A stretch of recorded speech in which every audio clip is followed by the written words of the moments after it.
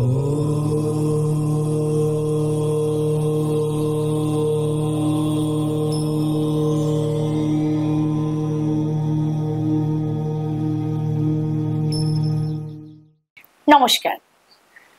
ভাগ্যের দিশারি কিন্তু আমরা এতদিন কিন্তু প্রত্যেক মুহূর্তে কিন্তু সকালবেলা দেখিয়েছি রাশিফল, কিন্তু আজ ভাগ্যের দিশারিতে কিন্তু আমার সাথে কিনি রয়েছেন জানেন।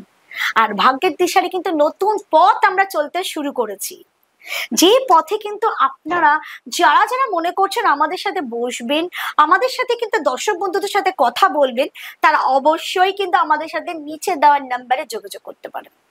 আমার সাথে রয়েছেন কিন্তু মাতাশ্রী মধুনাথ। আসলে দিদিকে আমি মধুদি বলে জানি বলে মাতাশ্রী মধুনাথ বলাটা আমার একটু কোথাও আটকে যাচ্ছিল, কিন্তু এই মাতাশ্রী মধুনাথ হয়ে ওঠার গল্প আজকে আপনাদের সাথে করব। আর ভাগ্যের দিশারি আপনারা যারা যারা বিভিন্ন রকমের জিজ্ঞাসা থাকবে আপনাদের জীবনে, তো অবশ্যই কিন্তু আমাদের হোয়াটসঅ্যাপ করবেন, SMS করবেন। তাহলে চলুন ভাগ্যের দিশারি কিন্তু আমরা শুরু করছি। দিদিকে দিদি, এই ভাগ্যের দিশারিতে অনেক দর্শক বন্ধু তোমাকে দেখছে, অনেক রকম তাদের জিজ্ঞাসা থাকে।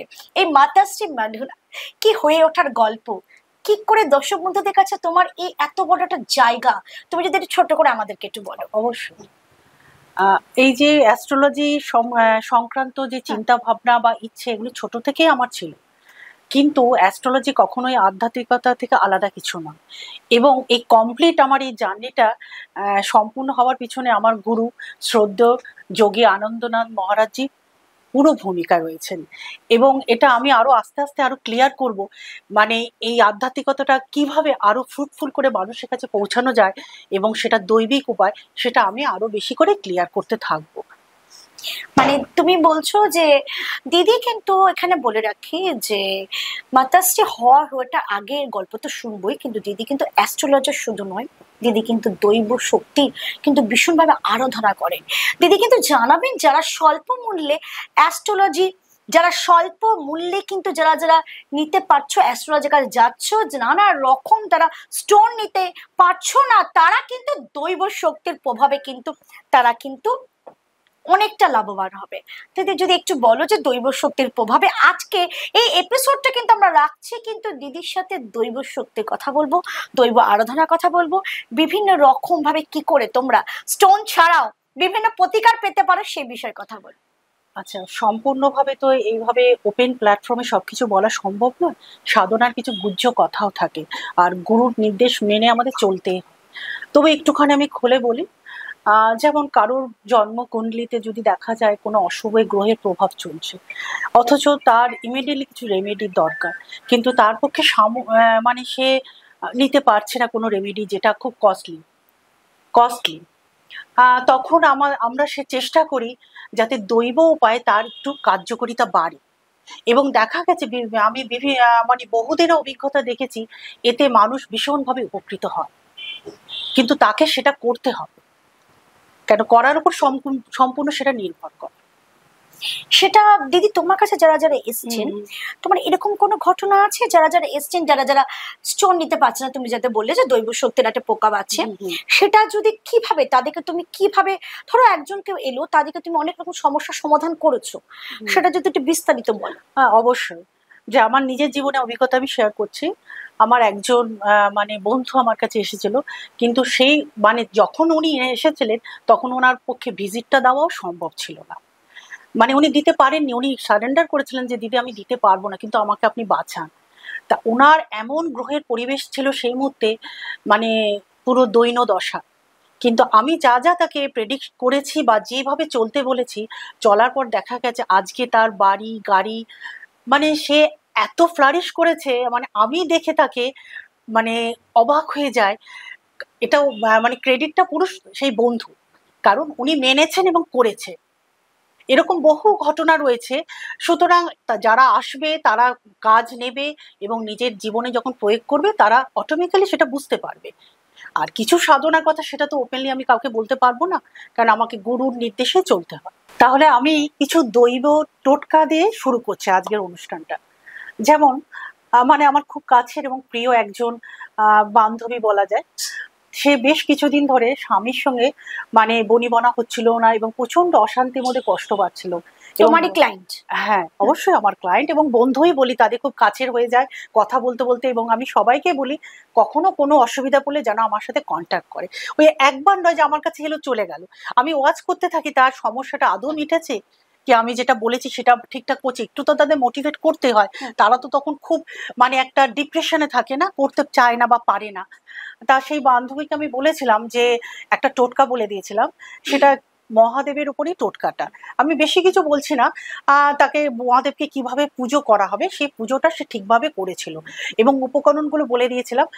তার মধ্যে নিষ্ঠা ছিল, সে কমপ্লিটলি সেটা কমপ্লিট করেছিল। এবং গত 1 মাস করার পর কাল রাত্রে ফোনে আমাকে জানালো যে দিদিভাই আমি যে কি খুশি, তার হাজবেন্ড এখন প্রত্যেকটা কাজে তার পরামর্শ নিচ্ছে, যেটা আগে কখনোই করতো না। শুধু তাই নয়, মানে তাকে হেল্প করছে, বলছে তুমি কি করবে বলো তার কাজে কর্মে। এটা শোনার পর আমি যে কি আনন্দ পেয়েছি, এবং আমার গুরুজিকে সেই মানে ক্রেডিট বলতে পারো পুরোটাই দেওয়া যায়। না দিদি, আমরা কিন্তু টোটকাটা একটু শুনবো, একটু দর্শক বন্ধুরা চাইবে যে যাদের যাদের যারা যারা ওয়াইফ রয়েছে তারা কিন্তু যারা হাজবেন্ডকে খুশি করতে চাইলে কিন্তু খুব খুশি হয়ে যায়। হাজবেন্ড কথা শুনবে মানে কিন্তু সবাই টোটকাটা শুনতে চাইছে। অবশ্যই অবশ্যই, যেমন যাদের মধ্যে বনিবনা খুব কম হচ্ছে এবং স্বামী খুব ইরিটেট অবস্থায় থাকে এবং নানা রকম প্রবলেম, সেক্ষেত্রে মানে রেগুলার মহাদেবকে একটু মধু নিতে হবে, মধু নিয়ে তাকে নিয়মিতভাবে স্নান করাতে হবে। এবং কাঁটা ফল পাওয়া যায়, ধূপটা কাঁটা ফল, সেই কাঁটা ফল দিয়ে মহাদেবকে পুজোটা দিতে হবে। এবং ওই কাঁটা ফলটা বাড়িতে এনে আড়াআড়ি ভাবে তাকে টুকরো করতে হবে। টুকরো করার পর আবার জুড়ে দিয়ে একটা ছোট লাল শালু কাপড়ে বেঁধে একটা জায়গায় রেখে দিতে হবে। এটা যদি সে রেগুলার ওয়াইজ করতে পারে আরো ভালো, বা যদি কাঁটা ফলে অনেক সময় তো পাওয়া যায় না, সিজন অনুযায়ী পাওয়া যায়, তখন যখনই পাবে যেন সেই প্রক্রিয়াটা করতে থাকে। আমার এই কাস্টমারটি প্রতিদিনই করেছিল, তার এত কষ্টের মধ্যে ছিল এবং রেজাল্ট তাৎক্ষণিক। দিদি কাটা ফলটাকে রেখে দিতে হবে মানে রোজেরটা? ওটা একটা জায়গায় স্টোর করে রাখতে হবে এবং যখন অনেকটা হয়ে যাবে সেটা গঙ্গায় বা কোনো পরিষ্কার জলে ওটা ভাসিয়ে দিতে হবে। মানে এই দৈব উপায়টা শুনতে হয়তো খুব ক্লিশে লাগবে, কেননা আমরা তো হাজারটা টোটকা শুনি, কিন্তু সেই টোটকাগুলো কিন্তু কখনোই কমপ্লিটলি আমরা করি না। শুনি কানে দিয়ে একদিন করলাম তো রেজাল্ট নেই, কেন আমাদের ধৈর্যটাই তো নেই। কিন্তু এটা করতে হবে, যেমন আমাদের একটা মেডিসিনে কোর্স করতে হয়। কখনো অসুখ হলে আমরা অনেকে কি করি, কিছুদিন খাওয়ার পর বন্ধই করে দিই, চেষ্টা ভাবি যে আবার কিন্তু ওটা রোগটা কিন্তু আমাদের ফিরে আসে। আমাদের কোর্সটা কমপ্লিট করতে হবে, এক্ষেত্রেও তাই টোটকাগুলো। তবে হ্যাঁ, একটা কথা বলে নি পরিষ্কার করে, টোটকার আবার রকম ফের আছে। সিদ্ধ যোগী প্রদত্ত যে মানে টোটকাগুলো হয় সেগুলো খুব কার্যকরী হয়। সেগুলো কেউ যদি ঠিকভাবে আমি যেভাবে বলবো করবে, ঠিক ফল পাবেই পাবে, এটা আমি তাদের অ্যাসিওর করছি। কিন্তু করতে তাদের হবে বলে আমি দেব। একদমই তাই। আমি একটু ফোন নাম্বারটা বলে দিই দর্শক বন্ধুদের, যে যারা যারা কন্ট্যাক্ট করতে চাইছো মাতাশ্রী মধুনাথকে, তারা তারা 8617790114। আরেকবার বলছি 8617790114। স্ক্রিনে তো অবশ্যই নাম্বারটা থাকবে, যারা যারা যোগাযোগ করতে চাইছো অবশ্যই চলে এসো। আর দিদিকে ডানলাপে তো পাচ্ছ সপ্তাহে একদিন, কিন্তু ডানলাপে কিন্তু পাওয়ার আগে একদিন আগে কল করে কিন্তু বুকিংটা নিতে হবে, তবে দিদিকে ডানলাপে অ্যাভেলেবেল পাবে। আর নাহলে দিদিকে বজে কিন্তু প্রতিনিয়ত পাবে। যারা যারা দিদিকে চাইছো, তারা যারা বুকিং করতে চাইছো, তারা তারা অবশ্যই ফোন করে বুকিং করবে। ফোন নাম্বারটা বলে দিয়েছি, আরো একবার বলে দিচ্ছি 8617790114। ডানলাপে কিন্তু অবশ্যই একদিন আগে কল করলে দিদি কিন্তু ডানলাপে তোমাদের বুকিংটা নিয়ে নেবে। অবশ্যই একদিন আগে বুকিং করতে হবে। আর বজেও তাই, তোমরা ফোন করে অ্যাড্রেসটা জেনে নেবে, কারণ অ্যাড্রেস অনেক সময় কি হয় বললে পর তোমরা ঠিক মতো বুঝতে পারবে না। আমাদের স্ক্রিনে অ্যাড্রেস থাকবে, তবুও তোমরা ফোন করে অবশ্যই কিন্তু অ্যাড্রেসটা ভালো করে জেনে নেবে। যারা যারা বুকিং করতে চাইছো, দিদির কাছে দেখাতে চাইছো, দিদির সাথে কথা বলতে চাইছো, আর মাতাশ্রী মধুনাথকে যারা চাইছো, দিদি এই যে কত সুন্দর একটা টোটকা বললে যে স্বামী স্ত্রীর সম্পর্কটা সুন্দর হয়ে গেল। সবচেয়ে বড় কথা হচ্ছে এই যে বিশাল একটা টাকার অঙ্ক থাকলো না, মানুষের মধ্যবিত্ত অবস্থায় দাঁড়িয়ে তোমার কাছে এসে একটা সামান্য বলবো না দেবত্ব পায়, সুন্দর একটা সমস্যার সমাধান। এটা আমি শুধু এখানে বলছি তা না, আমি নিজের জীবনে আমার গুরু প্রদত্ত অনেক কিছু আমি অ্যাপ্লাই করে দেখেছি তা কতটা কার্যকরী। আজকে আমার এই মাতাশ্রী মাধুনাথ হয়ে ওঠার পিছনে আমার গুরুর ভূমিকা, পুরোটাই গুরুর ভূমিকা। এবং এই যে দৈব উপায় প্রধান হলেন আমাদের গুরু, তিনি ছাড়া তো আমরা এইভাবে চলতে পারবো না। তিনি যেভাবে বলেন সেভাবে যদি করা যায় আরো বেশি ফল লাভ হয়। এটা অনেকেই জানে বন্ধুরা যে গুরু প্রদত্ত মন্ত্রের কি ক্ষমতা। মানে আমাদের গুরু ছাড়া কোনো পথেই আমরা এগোতে পারবো না, সব দিক অন্ধকার, কেন উনি আমাদের হাত ধরে নিয়ে যাবেন। সুতরাং দৈব উপায় প্রয়োগ করতে গেলে আমাদের একজন সঠিক গুরুর অতি অবশ্যই প্রয়োজন।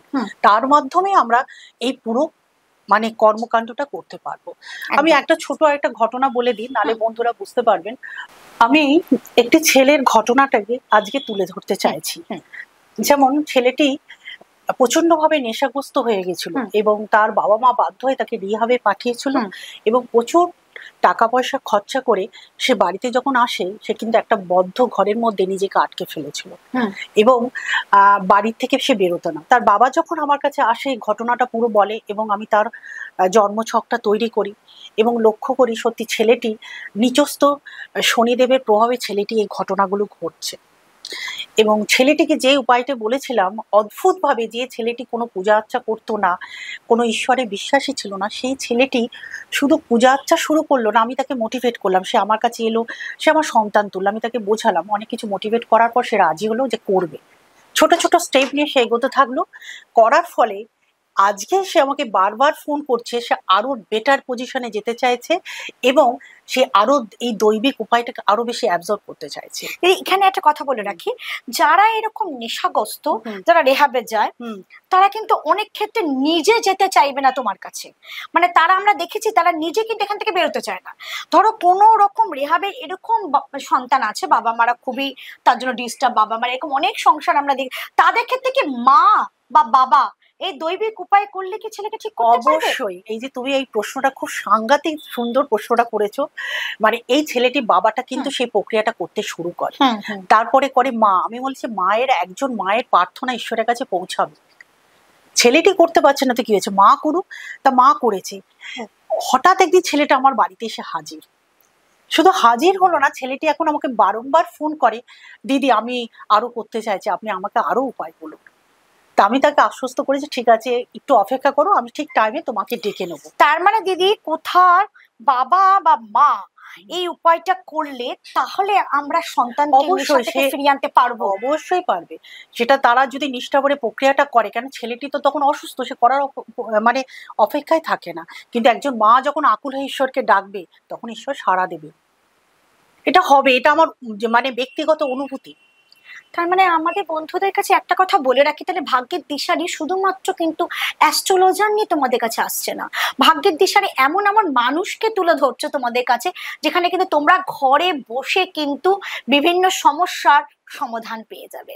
যেখানে কিন্তু আমি বলবো যে প্রায় এখন প্রতিনিয়ত সন্তানদের নিয়ে বাবা মাদের একটা উৎকণ্ঠা থাকে, সেই উৎকণ্ঠার জায়গায় কিন্তু নেশা কিন্তু একটা বিশাল আকারও নিয়েছে। সেই নেশা থেকে কিন্তু কোনো রকম খরচা না করে, একদম বলবো বিনা পয়সায়, কেন আমরা দৈবিক পুজো তো সবাই দিই ঘরে, হয়তো কিছু সামনে আমরা ঠাকুরকে পুজো দিতে গেলে এরকম ফুল মালা লাগে, সেরকম উপায় করতে গেলে কত সামগ্রী দিই, তোমরা উপায়টা করে কিন্তু তোমাদের সন্তানকে ফিরিয়ে আনতে পারো। শুধু সন্তান বলবো না, অনেকেই তো নেশাগ্রস্ত হয়। যদি সেই জায়গায় দাঁড়ায় তুমি যদি কোনো টোটকা, একটা ছোট্ট টোটকা যদি বলে দাও, যে অনেকে ওপর থেকে জানতে চাই যে নেশার ব্যাপারে যদি কোনো ছোট টোটকা থাকে, যদি দর্শক বন্ধুরা আমার এই প্রোগ্রাম দেখে যদি উপকৃত হয়। অবশ্যই আমি বেসিক স্তরটা বলছি, কিন্তু আগে এগোতে গেলে গুরুর প্রয়োজন হবে। একদম ঠিক আছে। এই যে ছেলেটির কথা বললাম, সেই ছেলেটি যখন আমার কাছে এসেছিল আমি তাকে বলেছিলাম তোমাকে ধৈর্য ধরে দিনে অন্তত একবার বজরংবলীর সামনে বসে চালিশাটা পাঠ করতে হবে। প্রথমে ও অরাজি হলো, করতে চাইলো না, বলে না দিদি আমার পক্ষে সম্ভব না। আমি যে অবশ্যই পারবে, তুমি একবার শুরু তো করো। তা জানি না ও শুরু করলো, করতে করতে ও 11 দিন করলো, তারপরে 40 দিনে করলো। এখন সে চাইছে আমি আরো, দিদি এর ভিতরে আমি আর ঢুকতে চাইছি। ধীরে ধীরে নেশার জগৎ থেকেও কিন্তু অনেকটাই বেরিয়ে এসেছে এবং ইভেন ওর মা আমাকে ফোন করে বলছে যে দিদি আমরা ভাবতে পারি না, আমাদের ছেলেটি খুব বাচ্চা বয়স, হার্ডলি 20, সেই ছেলে যে পুজো করবে এটা ওরা ভাবনার বাইরে। এবং বলতে চাচ্ছ যে হনুমান চালিশা পাঠ করে হ্যাঁ এটা ফিরে আসা যাচ্ছে? এটা সবার ক্ষেত্রে প্রযোজ্য নয়। আচ্ছা, এই প্রয়োগটা আমি যার হরোস্কোপ দেখবো তাকে কিভাবে কোনটা করতে হবে সবার ক্ষেত্রে আলাদা, কিন্তু বেসিক সবাই পড়তে পারে, পড়লে তাদের মোটামুটি একটা মঙ্গলদায়ক ব্যাপারটা ঘটবে। কিন্তু তারপরে যদি তারা আরো ভালোভাবে তাদের সমস্যাগুলো সমাধান করতে চায় তখন তো যোগাযোগ করতেই হবে। একদম খুব সুন্দর দিদি কথা বলেছেন যে যারা যারা চাইছো যোগাযোগ করতে অবশ্য করো, কারণ হরোস্কোপ দেখে কিন্তু দিদি অবশ্যই হনুমান চালিসা পাঠ করতে বলবে, কিন্তু হরোস্কোপে হয়তো আরেকটু কিছু আছে, আরো কিছু আছে দিদি বলতে পারবে। এখানে কিন্তু আজকের আমাদের এপিসোডটা কিন্তু দৈব শক্তির এপিসোড, একদম কিন্তু ঠাকুরকে পুজো দিয়ে বাড়িতে বা তাদের আরাধনা করে কি কি মন্ত্র পাঠ করে মানুষের পাশে থাকা যায় সেই নিয়ে কিন্তু আজকে আমাদের এপিসোড রয়েছে। দিদি আজকে আমরা ছোট করে যাবো মাতাশ্রী মাধুনাথ হয়ে ওঠার একটু ছোট গল্প শুনবো, কারণ আমরা তো সবাই হাউস ওয়াইফ বা ছোট থেকে যারা যারা পড়াশোনা করছো, ঠিক মাতাশ্রী মধুনাথ কেন, এই প্রফেশন কেন, বা এই যে মানুষের পাশে যাওয়াটা কিভাবে? এটা একটা সাধনার ফলে হয়েছে। মানে আমার গুরু আমাকে যে সাধনা দিয়েছিল, আমি করতে করতে অটোমেটিক্যালি কিভাবে এবার এসে গেলাম, সেটা লং জার্নি, সেটা এত বিশদে হয়তো এখানে আমার পক্ষে বলা হয়ে উঠবে না, তবে যেটুকু পারছি বলছি। যারা সঠিক গুরু সন্ধান পান এবং মন্ত্র জপ নিয়মিত করে, তারা কিছু অনুভূতি ভিতরে অনুভব করে, সেগুলো সবাইকে সেভাবে বলা যায় না। কিন্তু এইভাবে আমার যে জার্নিটা, আমি নিজেও আশ্চর্য হয়ে গেছে আমার জীবনে এই টার্নিং পয়েন্টটা দেখে, কিভাবে আমি এদিকে চলে এলাম। তবে অনেক আগে ছোটবেলা আমার মা যখন আমার হরোস্কোপটি করেছিল, তখন একজন অ্যাস্ট্রোলজার বলেছিল যে ধর্মীয় পথে ইনি থাকবেন। তা আমি কখনো ভাবিনি, আমি কিন্তু পূজা পাঠ করতাম নিয়মিত, কিন্তু এতটা এভাবে চলে আসবো ভাবতে পারিনি। সবই তার কৃপা আর আমার গুরুর আশীর্বাদ। আজকে এখানে যে বসে কথা বলছি, আমার গুরুই আমাকে উৎসাহ দিয়েছেন। নাহলে আমি আসলে আমি খুবই একটু আধ্যাত্মিক জগতে থাকি বলে আমার এই বাইরের জগৎ সম্পর্কে আমি কিন্তু শিখি। তা আমার গুরুই আমাকে উৎসাহ দিয়েছে যে মানুষের কাছে না পৌঁছালে তাদেরও তো অনেক প্রয়োজন থাকতে পারে, তুমি একলা একদমই তাই, একদমই লাভবান তাই। হয়েছো, অন্যরাও যাতে হয়। অনেক দুস্থ, মানে এই একই কথা বলবো, যারা পারছে না একটা ব্যয়বহুল রেমেডি নিতে, হুম হুম হুম। তারা যাতে নিজের ঘরে বসে কিছু করে যদি তারা ভালো থাকে, এর চেয়ে আমার আর আনন্দের কিছু থাকবে না। একদম দিদি, তুমি আমাকে একটু কথা বলতে বলতে বলেছিলে যে কিছু মানুষ আছে যে তোমার, হুম যারা তোমার কাছে এসছিল, তাপস বলে একজন হুম বলতে, হুম তার হুম। ঘটনা একটা শুনেছিলাম যে বিপদস্ত অবস্থায় এসছিল, তা সেখানে আমার মন ছুঁয়ে গেছিল তোমার কথা, সেই কথা যদি দর্শক বন্ধুদের একটু তুলে ধরো। অবশ্যই। তাপস পাল বলে এক ভদ্রলোক আমার কাছে এসেছিল, মানে আমাকে দেখাতে। কিন্তু যখন সে এসেছিল হুম তখন সে ভিজিটটুকু দেওয়ার অবস্থায় ছিল না, হুম বিপর্যস্ত হুম অবস্থা। তা আমি তার হরোস্কোপ যখন করলাম, দেখলাম তার সাড়ে সাথী অবস্থাটা চলছে। হুম আর মানে সে বলছে, দিদি আমার কিন্তু কোনো রেমেডি নেওয়ারও ক্ষমতা নেই, আর কিছু দেওয়ারও ক্ষমতা নেই। সে হাওয়া করে কাঁদছে তখন। মানে হুম আমি তখন বললাম, ঠিক আছে, আমি যেটুকু বলবো তুমি যদি সেটুকু করতে পারো, হুম তাতেই তোমার উদ্ধার হয়ে যাবে। তো ভদ্রলোক আর কিছু না, তার নিষ্ঠাটুকু ছিল এবং সে কন্টিনিউ করেছে। হুম করার পর এবং সে পরে, মানে আমি চেষ্টা করেছি যাতে সে গুরুর কাছ থেকে মন্ত্র নিয়ে জপ করে এবং ঈশ্বরের সাধনা করে। আমি যে এইটুকু তো করতে পারবে, বলছে হ্যাঁ আমি পারবো। আচ্ছা ঠিক আছে, ওর যাতে অর্থকরী দিকটা ভালো হয় সেইটুকু বলেছিলাম। আর শনিদেবের সাড়ে সাতির সময়টা যখন চলে, আমাদের কিছু রুলস রেগুলেশন মেনে চলতে হয়। কারণ আমার সবাই মোটামুটি এইটুকু জানি, মানে ডিজিটাল ফোনের দৌলতে, যে শনিদেব আমাদের কর্মফল দাতা এবং উনি খুব স্ট্রিক্ট। আর যখন সাড়ে সাথী সময়টা চলেন, তখন যদি আমরা আরো বেশি করে বেহিসেবি জীবনযাপন করি, উনি ফলটা আরো বেশি করে দিতে থাকেন। ওই জন্য আমাদের সেই সময় একটু খুব সাত্বিকভাবে জীবনযাপন করলে আমাদের জীবনটা অনেকটা, আমরা এতটা কষ্ট পাবো না। তা উনি সেইভাবে চলেছেন, চলে আজকে আমি তাকে যদি দেখাতে পারতাম খুশি হতাম। মানে আজকে তার বাড়ি গাড়ি, এবং সে নিয়মিত আমার কাছে বলে যে দিদি আমি ভাবতে পারিনি এখান থেকে আমি উঠে আসবো। আমায় বলে, আমি তখন তাকে বলি আমার এইটুকুই পাওনা, এবং আরো বেশি করে আমার তখন মনে হয় আমি ঈশ্বরের কাছে আরো বেশি যেন পৌঁছাতে পারি। আমার বিলিফটা যেন এদের কথার মধ্যে আমার বিলিফটা আরো বেশি স্ট্রং হয়, এবং আমি ফিল করি মানে ঈশ্বর ছাড়া আমাদের কোথাও যাবার, কোথাও জায়গায় নেই, তার শরণাগতি আমাদের হতেই হবে। খুব সুন্দর, মানে দিদির কথা তো আমার মন ছুঁয়ে যাচ্ছে। দর্শক বন্ধু, তোমাদের কেমন লাগছে আমাকে অবশ্যই জানিও। তোমরা প্রত্যেক রোববার এই সন্ধ্যেবেলাটা ভাগ্যের দিশা দিতে দিদিকে দেখতে চাইছো কিনা, মাতাশ্রী মাধুনাথকে দেখতে চাইছো কিনা, আমাকে অবশ্যই এসএমএস করবে। অবশ্যই তোমরা ফোন করতে পারো। দিদির নাম্বারটা আমি আরেকবার তোমাদের বলে দিচ্ছি, 8610090114। ডানলপে তোমরা একদিন আগে ফোন করলে বুকিং পেয়ে যাবে, আর বজবজে তো অবশ্যই পাবে। ফোন করে অ্যাড্রেস তোমাদেরকে জানতে হবে। এই যে দিদির কাছে আমরা যাব, দিদি এই যে দৈবিক যে আরাধনা, যে ঠাকুরের যে ভগবানের যে একটা আধ্যাত্মিক ব্যাপার, হুম হুম। সেটা আমরা শুনেছি যে সংসার ধর্ম করলেও তো এটা করা যায়। অবশ্যই। অনেকেই আছেন যেখানে আমরা জানি যে সন্ন্যাস বলো বা আধ্যাত্মিক লাইনে বলো, যে সংসার ধর্ম থেকে বেরিয়ে কি আধ্যাত্মিক করতে হয়, নাকি সংসার ধর্মটা করেও আধ্যাত্মিক ধর্ম করা যায়? অবশ্যই করা যায়, কেন করা যাবে না? যারা সাংসারিক মানুষ তারা সম্পূর্ণরূপে, তাদের তো ডিউটি থাকে অনেকগুলো, সেই ডিউটিগুলো ফেলে আমরা যাতে চলে কেন যাব? আমাদের বাড়িতে থেকে ডিউটিটাও করব এবং ঈশ্বরকেও ডাকবো। দিনে 8 ঘন্টা সময় তো আমরা ঈশ্বরকে দিতেই পারি। ওটা হলো আমাদের খুঁটি, যাকে আমরা ধরে থাকলে আমাদের জীবনে আপস ডাউন গুলো আমরা অনায়াসে কভার করে চলে যেতে পারবো। একটা আমাদের যদি খুঁটি না থাকে শক্ত, আমরা তখন কখনো যখন খারাপ টাইম আসে আমরা তখন মানে দিশেহারা হয়ে পড়ি, কোথায় যাব, কি করব, আমরা ভেবে পাই না। সেই জন্য আমাদের একটা শক্ত খুঁটি দরকার। ঈশ্বর শক্ত খুঁটি হলো আমাদের গুরু এবং আমার ঈশ্বর। আমি যখনই তাকে শক্ত করে ধরে থাকবো, আমি জানবো ঠিক আছে, এসেছে, ভালো হয়েছে, আমি ঠিক একে কভার করে নেবো। কেন, ঈশ্বরকে যারা নিয়মিত ডাকবে, তাদের শরণাগতি নেবে, তার একটা আশীর্বাদ সবসময় তার থাকে। তাকে ডাকতে হবে, করতে হবে, এবং ডাকার পর তার একটা প্রসেস আছে। সবকিছু আমাদের যেমন একটা রান্নার প্রসেস আছে, আমরা শুক্তো রান্না করতে গিয়ে নিশ্চয়ই মাছের ঝোলে মশলা দিয়ে দেবো না, দেবো কি দেবো না, সেরকম সাধনার একটা প্রসেস আছে। যার যার যেরকম গুরু তাকে যেভাবে বলে দেবে, সে সেই পথে চলবে। গুরু যা বলবে, একটা কথা যদি বলে দেয় তুমি এইভাবে করো, তুমি আজকে ভরপেট খেয়ে পুজো করো, জানবে ওটাই সাকসেস, তোমাকে একদম নির্জলা উপোস থাকতে হবে না। আচ্ছা আচ্ছা, তা দিদি এখানে তো আছে অনেকে, যে অনেকে আছে যে খুব বেশি মানে নির্জলা উপোস, তুমি যেটা বললে, অনেক আছে উপোস করতে পারে না। আজকাল তো মানুষের দেখবে কিছু আছে যে সুগার আছে বা অনেক কিছু আছে যে নির্জলা উপোস করতে পারে না, সেখানে দাঁড়িয়ে কি ভগবানকে ডাকা যায়? তুমি যেটা বলছো ঈশ্বরকে।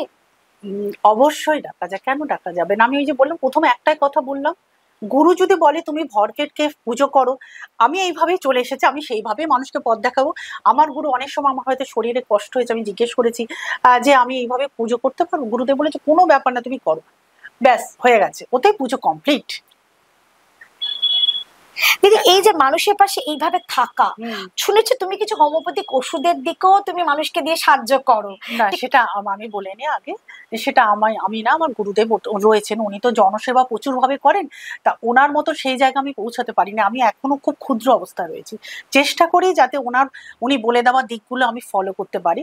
তবে উনি নানাভাবে মানুষকে সাহায্য করছেন। যেমন এখন উনি খুবই ভালো, আসলে কি বলবো, যা কিছুতে ঈশ্বরের স্পর্শ থাকে না, সেগুলো আরো বেশি ভালো হয়ে যায়।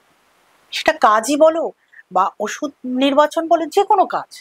তা আমার যিনি গুরুদেব, তার তো একটা সাধনার জগৎ আলাদা রয়েছে, তার সঙ্গে সঙ্গে উনি এখন কর্মজগতে রয়েছেন, এবং সেটা ব্যক্তিগতভাবে তারা তার কাছে যাবে এবং দেখবেন উনি কাজটা কিভাবে করছেন, এবং তার যে ওষুধ নির্বাচন দারুণভাবে কাজ হচ্ছে, এবং অনেক অসাধ্য রোগ যেগুলো সাধারণভাবে সারেনি, বা দুস্থ ব্যক্তি যারা হোমিওপ্যাথি ওষুধ কিনে খেতে পাচ্ছে না, রোগটা সারাতে পারছে না, যন্ত্রণায় কাতর, এবং আমার সামনেও অনেক সময় হয়েছে, তা সেই সব ওষুধ খেয়ে সেই সব মানুষগুলো ভালো আছেন, এবং আমার গুরুদেবকে তারা দুহাত তুলে আশীর্বাদ করেন, এটুকু বলতে পারে। দর্শক বন্ধুদের কাছে আমি জানি তোমরা ভীষণভাবে জানতে চাইছো যে রোজ কিভাবে ভালো থাকা যায়। রোজ সকালবেলা উঠে যখন ভাগ্যের দেশে তোমাদেরকে রাশিফল বলে দেয়, সুন্দর সুন্দর রং বলে দেয়, কে কি রং পড়বে, ঠিক তেমনি কিন্তু তোমরা চাইছো যে মাতাশ্রী মধুনাথের থেকে শুনতে চাইছো যে রোজ কিভাবে ভালো থাকার সহজ উপায়। অবশ্যই তোমাদের মনের কথাটা জেনে কিন্তু আমি দিদিকে অবশ্যই বলবো, দিদি এই যে রোজ আমরা একটা ভালো থাকার তাগিদ, আমরা রোজ সকালবেলায় উঠে, অনেকে আছেন বলে যে সকালবেলা উঠে নাকি আয়নায় মুখ দেখলে, নিজেকে নিজে দেখলে একটু ভালো পজিটিভ এনার্জি পাওয়া যায়। তো এই যে একটা পজিটিভ এনার্জি, ভালো থাকার দিক, তুমি যে দর্শক বন্ধুদের কাছে একটু শেয়ার করো যে কি করে তোমার মতে তোমার কাছে আসলে তুমি কিভাবে দর্শক বন্ধুদের ভালো থাকার কিছু কিছু উপায় দেবে। অবশ্যই, প্রথমত এখন তো প্রচন্ড ব্যস্ত লাইফ, কাউকে যদি 1000টা কাজ দিয়ে দেওয়া, সে কিছুতে করতে পারবে না। সুতরাং এক একজনের ক্ষেত্রে এক এক রকম নিয়ম। কেউ যদি সারা রাত কাজ করে বাড়িতে ফিরে, তার পক্ষে সম্ভব না যে সকালে কাজটা করা, আর তাকে বলা মানে তাকে কি বলবো, আর সে তো করবেই না। সুতরাং আমি সেই পার্সন অনুযায়ী ভ্যারি করে যে কাকে কিভাবে চললে ভালো হয়। কিন্তু একটা বেসিক তো রুলস থাকে, যেমন কিছুটা ডিসিপ্লিন। আমাদের সকালটা যদি শুরু করি খুব সুন্দরভাবে, একটু ঠাকুরকে আরাধনা করে, যার যার ইষ্ট আরাধ্য তো আলাদা। একটা আমি নির্বাচন করলাম, ধরো হরোস্কোপটা খুললাম, খুলে দেখলাম এর ইষ্ট আরাধ্য এই দেবদেবীর পুজো করলে তার জীবনটা আরো বেশি ভালোভাবে সাকসেসফুলি সে এগোতে পারবে। তখন তাকে সেভাবে বলে দিলাম, সে যদি সেইটুকুই সকাল থেকে দিয়ে শুরু করে, বা দিনে যখন তাকে একটু স্মরণ করলো, এতেই তার জীবনটা ধীরে ধীরে ধীরে ভালো হতে থাকবে। অটোমেটিক্যালি সে তখন ধীরে ধীরে ভাববে, যখন আমার এত পজিটিভ চারিদিকে হয়েছে, তাহলে আমি আরেকটু যাই, আরেকটু এগোই, সে তখন নিজেই টাইম দিতে শুরু করবে। প্রথমটা একটু জোর করে মোটিভেট করতে হয় যে করো, তুমি করো। অনেকে করে না, একদিন করলো তারপরে করতেই পারলো না, দিদি উঠতে পারছে না, দিদি প্রচন্ড ক্লান্ত। আমি বলছি করো, একবার শুরু করো, অন্তত 3 মান্থস করো, তারপরে করো না, ছেড়ে দিও। কিন্তু দেখা যায় 3 মান্থসের পরে অটোমেটিক্যালি সে তখন একটা এমন মজা পেয়ে যায়, তখন সে নিজেই ছুটতে থাকে যে না দিদি আমি এটা করবো, আমার ভালো হয়েছে, পরেরটা তুমি বলো। দিদি আমরা কিন্তু চলতে প্রতিনিয়ত দেখি যে মানুষ আজকাল ভীষণ ধার দেনা জর্জরিত, ভীষণ ধার দেনা। আর এই দেনাতে অনেক ঘর দেখেছি, যে এমনও কিছু ঘর আমি দেখেছি যে যে আত্মহত্যার দিকেও তারা চলে যায়। এমন তারা হয়তো করতে চাইছে না, কিন্তু 1-এর থেকে 2, 2-এর থেকে 4, 4 থেকে 6 এরকম ভাবে তাদের হিউজ অ্যামাউন্টে ধার হয়ে যাচ্ছে। সেখানে দাঁড়িয়ে তুমি যদি কিছু একটু উপায় বলে দাও, যে জানি কোনো তুমি হয়তো তার হরোস্কোপ দেখে তার বিচারটা তুমি করতে পারবে, তাও যদি তোমার কিছু সহজ উপায় থাকে। প্রথমত একটা কথা বলবো, কখনোই মানুষকে নিজের সাধ্যের বাইরে যেতে নেই। আমাদের বেশিরভাগ মানুষও হয় কি, একটু শো অফ করতে গিয়ে এমন একটা স্টেপ বাই স্টেপ আমরা জড়াতেই থাকি, মানে এমন জড়িয়ে যখন পড়ি তখন না যে তখন হয়তো এসে বলে দিদি উপায় কি। রাতারাতি কেউ এর থেকে কিন্তু রিকভার করতে পারবে না, অসম্ভব ব্যাপার, সে তখন জড়িয়ে গেছে অলরেডি। তবু আমি সবাইকে একটা কথাই বলবো, মানে কিছু আধ্যাত্মিক জ্ঞান যেন সকলে নিতে হয়। কেন, আধ্যাত্মিক জ্ঞান থাকলে আমাদের জীবনটা অনেক সহজ সরল হবেই তাদের। আর এবার যে অলরেডি জড়িয়ে গেছে তার জন্যও প্রক্রিয়া আছে, এবং এরকম আমার কাছে আছে, মানে তাকে যদি আমি এখানে হাজির করতে পারতাম, সে নিজের মুখে বলতো যে সে যখন জর্জরিত হয়ে আমাকে ফোন করে বলছে দিদি বারবার যে আমাকে বাঁচাও, আমি এখান থেকে কি করে বেরোবো। তাকেও সে পুজোর ব্যবস্থা করে দেওয়া হয়েছে। প্রথম প্রথম সে বলছে দিদি হচ্ছে না, আমি পাচ্ছি না, এখনো আমার কষ্ট হচ্ছে। কিন্তু তারপরে সে বসে বলছে দিদি আমি জানি না কোথা থেকে এগুলো সব কমপ্লিট হয়ে গেল। দিদি ছোটকে তাহলে তুমি কিছু বলতে পারবে দর্শকদের, ছোট করে একটু টোটকে জানতে হনুমান চালিসা পড়ার কথা সেটাই বললে। বলি, আমি যেহেতু বজরংবলী সাধনা করি এবং বজরংবলীকে আমার মানে আমার অন্তরাত্মার ভিতরে, তাই আমি বলবো, আমি সেই আমার বন্ধুকে আমি এই বজরংবলীকে একটা বিশেষ প্রক্রিয়া দিয়েছিলাম। তার আলাদা আলাদা প্রক্রিয়া আছে, বেসিক হলো চালিসা পড়া, তারপরেও কিন্তু আলাদা আলাদা অনেক কিছু প্রসেস আছে। তার ওকে একটা প্রসেস বলেছিলাম, সেটা সে করেছিল এবং এই দেনার থেকে সে মুক্তি পেয়েছে। সে যে সিচুয়েশনে পৌঁছেছিল সে বলেছিল দিদি আমি বাঁচতে চাই না, কেন আমি পারছি না নিতে। আমি বলছি তুমি একটু ধৈর্য ধরো, এতদিন যখন কথাগুলো শুনেছো আর দুদিন নয় শুনবে, একবার লাস্ট ট্রাই করো। ছোট প্রক্রিয়াটা কি আমরা জানতে পারি? আমি বন্ধুদের এটাই রিকোয়েস্ট করব, সবকিছু যদি আমি এখানে বলে দিই সেটা ওপেনলি বলাটা কার্যকরী নাও হতে পারে, আর শুনেও কিছু লাভ নেই। আমি বলবো আপনারা আসুন, আপনাদের যার যা সমস্যা আমাকে বলুন, আমি চেষ্টা করব যাতে আপনাদের অনেক স্বল্প মূল্যে আপনারা এর থেকে বেরোতে পারেন। আপনারা করে দেখুন, এটাই আমি শুধু অনুরোধ করতে পারি। তাও দিদি আমি সেই ওই যে একই জায়গায় দাঁড়িয়ে থাকবো, দর্শক বন্ধুরা যেহেতু আমাকে প্রচুর SMS করছে, ছোট যদি হনুমান, যে তুমি যেন বলে হনুমান চালিসা, তাও যদি তুমি ছোট একটু বলে দাও যে কিছু উপায়, যে সকালবেলা কিভাবে পুজো করা, কিভাবে হনুমানজিকে করা, তাহলে যদি ওরা একটু নির্মুক্ত হতে পারে। অবশ্যই অবশ্যই বলে দিচ্ছি। প্রথমে একদিনে তো অনেকটা বড় প্রসেস নিয়ে বলে দিলে কেউ করতে পারবে না, আমি ছোট করেই শুরু করছি। প্রথমত রেগুলার একটা মানে সংকল্প নিই যে আমি রেগুলার 3 বার করে চালিসা পড়বো। যার যেটা সমস্যা, একটা ছোট জল চৌকি নেই, একটা লাল শালু কাপড় সুন্দর করে পাতু, বজরংবলীকে সেখানে বসা এবং বজরংবলীর কাছে সংকল্প করুক যে আমি এত 11 দিন, 21 দিন বা 40 দিনে যে এই সময়টা আমি খুব নিষ্ঠা ভরে থাকবো। নিষ্ঠা ভরে আর কিছু না, মানে একটু নিরামিষ খাওয়া দাওয়া আর শারীরিকভাবে শুদ্ধতা বজায় রাখা, এইটুকু আমি শুধু বললাম। এবং বজরংবলীর সবচেয়ে প্রিয় ভোগ হলো লাড্ডু, সে লাড্ডু এবং একটা করে জবা ফুল বজরংবলীর কাছে দিয়ে একটা প্রদীপ জ্বালাবে, 2টো ধূপ জ্বালাবে এবং লাল আসনে বসতে হবে। বসার পর রেগুলার সে যেন যার যেটা ক্ষমতার মধ্যে 3 বার দিয়ে শুরু করুক, আর একান্তই না পারলে 1 বার করুক। দিনের প্রথমটাই শুরু করুক, কিছুদিন করার পরে সে বুঝতে পারবে যে সমস্যা বজরংবলীকে বলে সেটা শুরু করেছিল, দেখবে সেই সমস্যাটা লাইট হতে শুরু করেছে। কিন্তু দিদি তুমি যে বলি নিরামিষ, সে যদি এই বজরংবলী সংকল্পটা রোজ করে, তাহলে কি তাকে রোজই নিরামিষ খেতে হবে? সংকল্পটা সে নেবে যে আমি এই উদ্দেশ্যে ঈশ্বর তোমাকে আমি ডাকছি, তুমি আমাকে কৃপা করো, আমি জানালাম যে আমার যদি এই সমস্যা থেকে আমি বেরোই তোমার জন্য আমি এইটুকু করব। সংকল্প মানে তাকে জানান। হ্যাঁ, নিরামিষ খাওয়াটা ধরো রোজই কি, যদি রোজই সে পাঠ করে তাহলে কি রোজই তাকে নিরামিষ খেতে হবে? অন্তত একদিন মঙ্গলবারটা খাক, বাকি দিনটা সে একান্ত যদি না পারে, এবার তার ধীরে ধীরে যখন মনে হবে যে বজরংবলী কৃপায় আমার অনেক ভালো হচ্ছে, তখন সে স্বেচ্ছায় বলবে না আমি খাবো, আমি খাবোই না, মানে নিরামিষটা আমি চয়েস করলাম। আচ্ছা, মানে এরকম নেই তো যে সে সংকল্প করলো রোজই সে হনুমান চালিসা পাঠ করছে 3 বার করে, কিন্তু সে নিরামিষ খাচ্ছে না, সেরকম তো কোনো বাধা না, নেই। ব্যাপারটা না, সকালবেলাটা সে যখন করছে তখন তো সে শুদ্ধ অবস্থায় হ্যাঁ। স্নান টান করে করে নিচ্ছে, তারপর তাকে কর্মজগতে বেরোতে হচ্ছে বা কেউ বাড়ির কাজে রয়েছে, বাড়ির অন্য মেম্বারসরা তো খেতে চাইবেই, তখন সেক্ষেত্রে করছে, সেটা কোনো অসুবিধা হয় না। আমি দেখেছি বাস্তব ক্ষেত্রে যে শুরুটা যখন করে অন্তত 21 দিন বা 3 মান্থস যখন টানা পড়তে থাকে, তার মধ্যে অনেক পরিবর্তন আসবেই। তারপর তুমি বলছো না নিরামিষ খাওয়াটা কোনো মানে না না, ম্যান্ডেটরি নয়, অন্তত mandatory নয়। একদিন মঙ্গলবারটা খেতেই হবে। আচ্ছা। অন্যদিন শনি মঙ্গলবারটা যদি খায় তার এফেক্টটা পড়তে থাকবে। সবেরই একটা এফেক্ট আছে, প্রসেস আছে। আমি যদি বলি দিদি আমার এই অসুবিধা, আমি পাচ্ছি না, তাহলে কোনো কিছুই হবে না। আচ্ছা, একদম। আমরা অন্য কিছু ক্ষেত্রে তো এত কিছু করি না, কম্প্রোমাইজ করি, শুধু ঈশ্বরের ক্ষেত্রে বলতে থাকি এটা পাচ্ছি না ওটা পাচ্ছি না। দায় তো তোমার দায়, তোমাকে বেশি করে করতে হবে, তো তুমি সেই সময়টা পার করো। একদম। তুমি আমাকে এক্সকিউজ দিলে তোমার তো সেই সমস্যাটা কমবে না। খুব ভালো লাগলো দিদি তোমার সাথে কথা বলে, ভাগ্যের দিশারি দর্শক বন্ধুরা নিশ্চয়ই খুব ভালো লেগেছে, আমার তো মন ছুঁয়ে গেছে। কিন্তু দিদি তুমি বললে যে নিরামিষ খাওয়াটা কোনো ম্যান্ডেটরি নয়, শনি মঙ্গলবার খাওয়া যেতে পারে, হনুমান চালিশা পাঠ করা যেতে পারে, আর প্রতিনিয়ত সকালবেলা উঠে শুদ্ধভাবে ঠাকুরকে একটু ডাকা উচিত, ভগবানকে ডাকা উচিত। আর তুমি যেটা বলে দিদি, তোমার কাছে আসতে গেলে অবশ্যই কল করতে হবে, কল করে চলে আসতে হবে, আর তুমি তার হরোস্কোপ দেখে তুমি ভালো করে তাহলে বলতে পারবে। দিদি এই যে মানুষের যেটা আধ্যাত্মিক ব্যাপার, সাংসারিক সংসার ধর্ম করেও যেটা করা যায়, এই আধ্যাত্মিক ব্যাপারটার মধ্যে আমাদের ছোট বড় তো কোনো বয়স নেই দিদি, সব জায়গায় এই আধ্যাত্মিক ব্যাপারটা থাকে।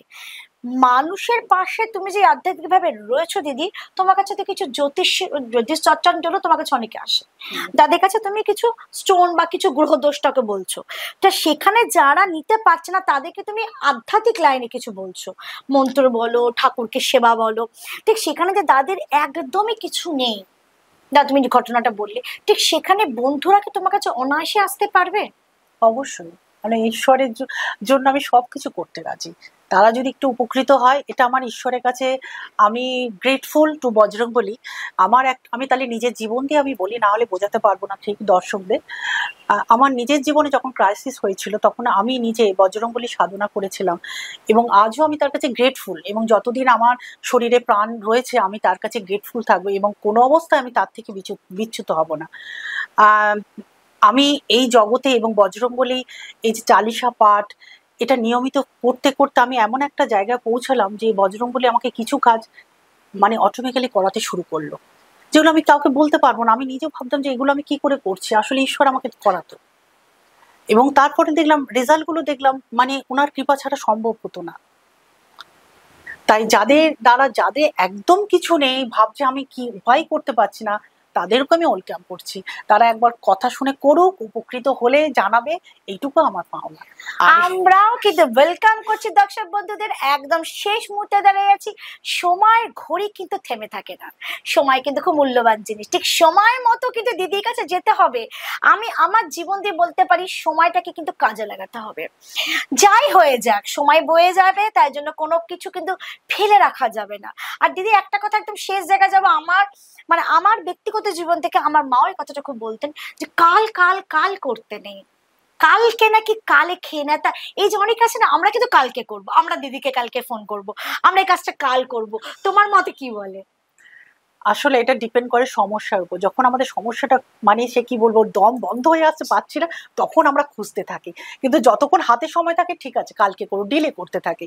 কিন্তু আমি বলবো সময় থাকতে থাকতে আপনি যদি একটা প্রসেসের মধ্যে ঢুকে যান আর করতে শুরু করেন, হয়তো দেখা গেল এটা বড় বিপদাস্ত, সেটা আপনার অনেক কমে হয়ে গেল, এবং তখন আপনি আসলে আমাদের বিপদ না ঘটলে আমরা কখনোই বুঝতে পারি না, আর তখন আফসোস করি যে একটু আগে গেলেই তো। একদমই তাই।